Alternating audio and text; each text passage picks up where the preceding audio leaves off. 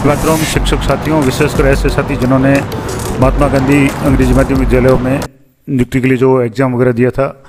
उनके संबंध में महत्वपूर्ण जानकारी मैं आपके साथ साझा कर रहा हूँ। आज कार्यालय निदेशक माध्यमिक शिक्षा विज्ञान की तरफ से एक प्रेस नोट भी जारी हुआ है और एक विज्ञप्ति भी जारी हुई है। दोनों लगभग सेम ही है और इसमें जो भी कहा गया है कि जिन कार्मिकों ने न्यूनतम अंक प्राप्त किए हैं उन कार्मिकों में से प्रधानाचार्य, व्याख्याता विभिन्न विषय, वरिष्ठ अध्यापक विभिन्न विषय, अध्यापक लेवल 2 और अध्यापक लेवल 1 के पदों हेतु शाला दर्पण पोर्टल पर स्टाफ लॉगिन के माध्यम से उनके दिए गए विकल्पों के जिलों में उनकी मेरिट और उक्त जिले में पदानुरूप संबंधित पद की रिक्तियों की संख्या प्रदर्शित की जा रही है। और जो भी विज्ञप्ति 11/7/2024 और 10/1/2025 के अनुसार संबंधित कार्मिकों द्वारा शाला दर्पण पोर्टल पर अपने स्टाफ लॉगिन के माध्यम से 26/6/2025 यानी आज 26 तारीख से 29/6/2025 यानी 29 तारीख तक रविवार तक शाम 5 बजे तक उनके द्वारा पूर्व में भरे गए जिलों के विकल्पों में से, यानी जो भी जिले आपने जब फॉर्म भरा था उस समय भरे थे उनमें से ही किसी एक जिले को विकल्प के रूप में आपको चयन करना है। और इसी के साथ आवेदक या कार्मिक के समस्त विकल्पों के जिलों की समस्त रिक्तियां भी प्रदर्शित होगी। आपको सबसे पहले तो एक जिले का विकल्प चयन करना पड़ेगा और इसी के साथ आवेदक या कार्मिक के समस्त विकल्पों के जिलों की समस्त रिक्तियां प्रदर्शित होगी।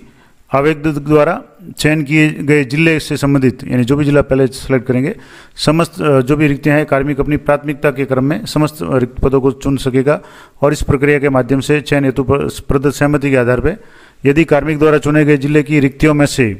समस्त रिक्तियों का विकल्प नहीं भरा जाता है और उसके द्वारा भरे गए विकल्पों में से किसी भी विद्यालय का चयन नहीं होता है, यानी आप जैसे मान लो पूरे जिले की 20 चॉइस है और आप 10 की भरते हैं और 10 चॉइस में आपका नंबर नहीं आता है, तो जिले की जो भी शेष रिक्तियां हैं उनमें से किसी भी विद्यालय में रैंडम प्रक्रिया से विद्यालय का आवंटन किया जाएगा और कार्मिक द्वारा चयन किए गए जिले का आवंटन और तदुपरांत विद्यालय का आवंटन उसकी वरीयता और रिक्तियों के अनुसार होगा। यानी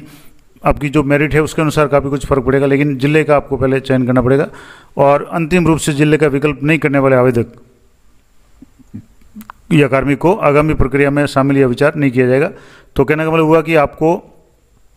शाला दर्पण पोर्टल के माध्यम से स्टाफ लॉगिन के माध्यम से ये काम करना है। अब जैसे ही मैं शाला दर्पण की साइट पे जाकर के यहाँ जो एम्प्लॉय लॉगिन में जा करने के बाद में यहाँ से जैसे एम्प्लॉय लॉगिन में जा करके स्टाफ लॉगिन में जाना और स्टाफ लॉगिन में जाने के बाद में जैसे ही आप स्टाफ लॉगिन जाएंगे जो भी है तो यहाँ स्टाफ लॉगिन में यहाँ स्टाफ लॉगिन खोलते ही आपके मैसेज आ रहा है MGGS पदस्थापन संबंधित समस्त प्रोसेस SSPMS पोर्टल के माध्यम से क्रियान्वित होंगे और MGSS पदस्थापन हेतु जिला या विद्यालय चॉइस भरने के लिए SSPMS पोर्टल पर निम्न लिंक के माध्यम से एक्सेस करें और यहाँ क्लिक करें। यानी यहाँ जो भी क्लिक करें तो यहाँ सीधे आप जैसे यहाँ क्लिक करेंगे इस पर क्लिक करते ही आपको ये शाला दर्पण पोस्टिंग मैनेजमेंट सिस्टम इस पर आपको ले जाएगा। यहाँ आपको स्टाफ सिलेक्शन एंड पोस्टिंग, इसके नीचे आपको यहाँ 3 ऑप्शन मिल रहे हैं। एक तो है MGSS यानी पदस्थापन, न्यू रिक्रूटमेंट जो नए भर्ती उनके लिए, और एक है ट्रांसफ़र फॉर एग्जिस्टिंग स्टाफ उसके लिए ये है। अब जैसे MGSS पदस्थापन इस पर आपको क्लिक करना है और यहाँ जैसे आप क्लिक करेंगे तो आपको स्टाफ लॉगिन के माध्यम से यहाँ लॉगिन करना है। आपकी जो भी ID और पासवर्ड जो स्टाफ लॉगिन के हैं वहीं से आपको यहाँ इस तरीके से लॉगिन करना है। आपको कैप्चा वगैरह है वो भरना है और उसके बाद में यहाँ से लॉगिन करना है। यहाँ आप जो भी आपके शाला दर्पण स्टाफ लॉगिन के ID और पासवर्ड है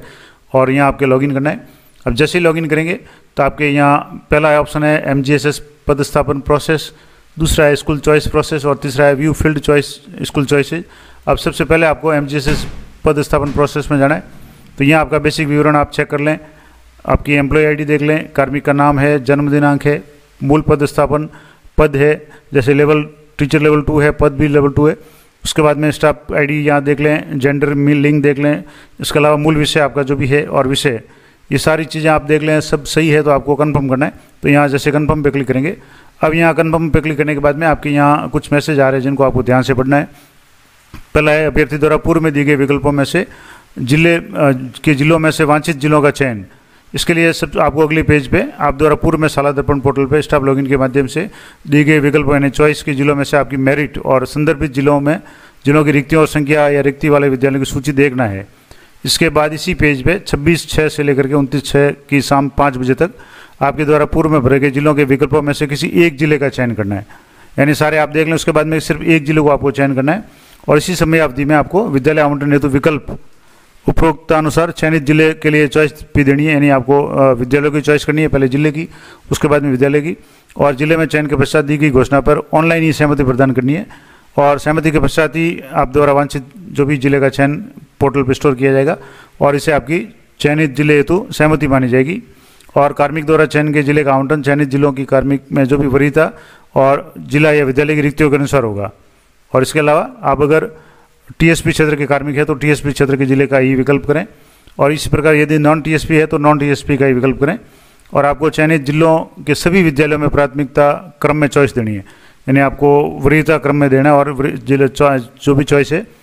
उपलब्ध चॉइस में से अगर कम भर रहे हैं और उस जिले में शेष विद्यालय विकल्पों में कहीं भी रैंडम प्रक्रिया से आवंटित किया जा सकता है। यानी मान लो मैंने अभी शुरू में बताया कि आपके 30 चॉइस मिल रही है लेकिन आपने 10 ही भरी, तो जब भी आपकी मेरिट होगी उसके अनुसार जो शेष है 10 चॉइस के अलावा जो आपने 20 नहीं भरी उनमें भी आपको आवंटित किया जा सकता है। और अगर आप अंतिम रूप से विद्यालय का चयन करके लॉक नहीं करेंगे या सबमिट नहीं करेंगे तो आपको आगामी प्रक्रिया में विचार नहीं किया जाएगा। अब ये आप ध्यान से पढ़ लें, यहाँ चेक बॉक्स पे आपको क्लिक करना है और सहमति है आगे बढ़े इस पर आपको क्लिक करना है। यहाँ जैसे आप क्लिक करेंगे तो आप वापिस अपनी डिटेल्स देख लें, यहाँ आपके नाम, एम्प्लॉय आईडी और यहाँ आपके मार्क्स आ रहे हैं, यहाँ रोल नंबर आ रहे हैं या मार्क्स आ रहे हैं और यहाँ कार्मिक का वर्तमान जिला जहाँ पोस्टेड है वो आ रहा है। अब यहाँ आपको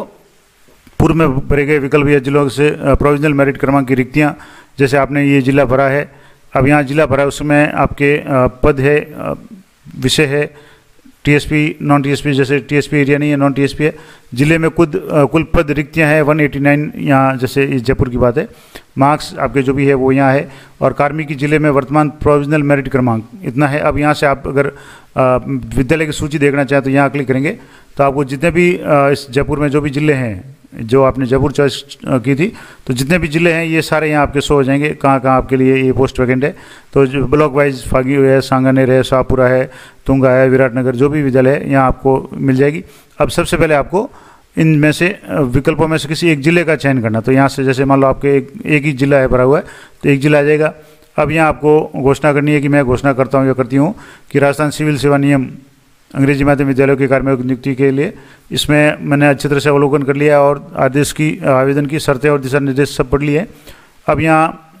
मेरी वरीयता और विकल्प के अनुसार जिस जिले का चयन किया है उससे मैं सहमत हूँ, यानी आपको यहाँ सहमति देनी है क्योंकि आपने जैसे एक ही चॉइस भरी तो एक ही जिला आएगा, जिन्होंने ज़्यादा चॉइस भरी है तो वो एक जिले को सिलेक्ट करना है। और इसके बाद में मैं इस तथ्य से भी भली बात अवगत हूँ कि मेरी वरीयता और विकल्प के अनुसार मैंने जिस जिले या विद्यालय का चयन किया उसी में मेरा पदस्थापन उसी जिले के किसी एक विद्यालय में अंतिम मेरिट के अनुसार किया जाएगा और मैं उपरोक्त आवेदन की शर्तों या यहाँ से को मानने के लिए सहमत हूँ। तो यहाँ आपको चेक बॉक्स पर क्लिक करना है और यहाँ भी आपको चेक बॉक्स पर क्लिक करना है, एक्सेप्ट कंसर्न एंड फाइनल करना है। अब यहाँ आपके विद्यालय का जो भी लिस्ट है यहाँ से विद्यालय की सूची है, अब विद्यालय की सूची में से यहाँ अभी जैसे सेलेक्ट का ऑप्शन नहीं आ रहा है तो ये यहाँ से जैसे आगे जो भी होगा तो accept and confirm and submit का ऑप्शन आएगा। तो मैं अभी ये सबमिट नहीं कर रहा हूँ लेकिन मैंने आपको प्रोसेस बता दिया। आपको आराम से अच्छी तरह से पहले ये देख लेना है आपका जिला वगैरह, उसके बाद में आपको